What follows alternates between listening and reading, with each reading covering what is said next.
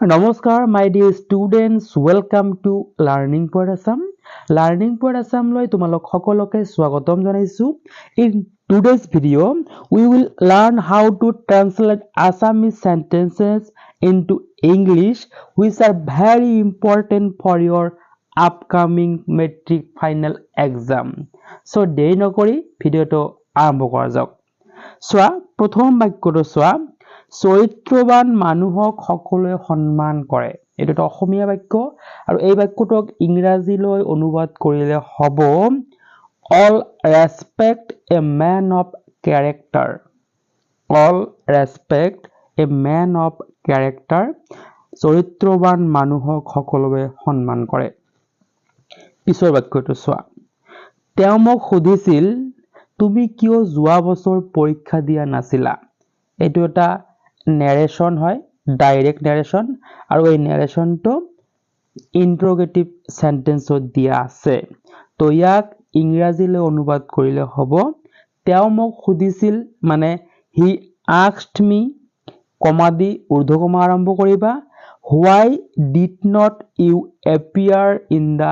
examination last year question mark দি ঊৰ্ধ্বকমা close কৰি দিলে হৈ যাব ঠিক আছে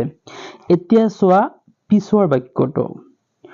মই অসুস্থ আছিলো বুলি উত্তৰ দিছিলো মই অসুস্থ আছিলো বুলি উত্তৰ দিছিলো তো ইয়াক ইংৰাজীলৈ ট্ৰান্সলেট কৰিলে হ'ব I replied that I had been ill I replied that I had been ill পিছৰ বাক্যটো সোৱা ৰহিম শ্ৰেণীৰ ভিতৰত আটাইতকৈ ভাল লৰা ৰহিম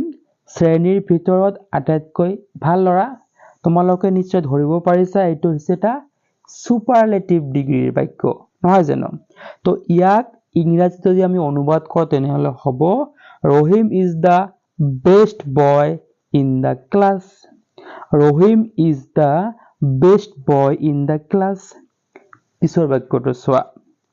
তেওঁক শাস্তি দিয়া হওক তেওঁক শাস্তি দিয়া হওক তো ইয়াক যদি আমি ইংৰাজীলৈ অনুবাদ কৰোঁ তেনেহলে হ'ব let him be punished let him be punished তো মোৰ অতি মৰমৰ ছাত্ৰ ছাত্ৰীসকল আমি প্ৰতিদিনে এনেদৰে অসমীয়াৰ পৰা ইংৰাজী বাক্য অনুবাদ কৰিবলৈ শিকিম তোমালোকে চাই থাকিবা লাৰ্নিং পইণ্ট আছাম ধন্যবাদ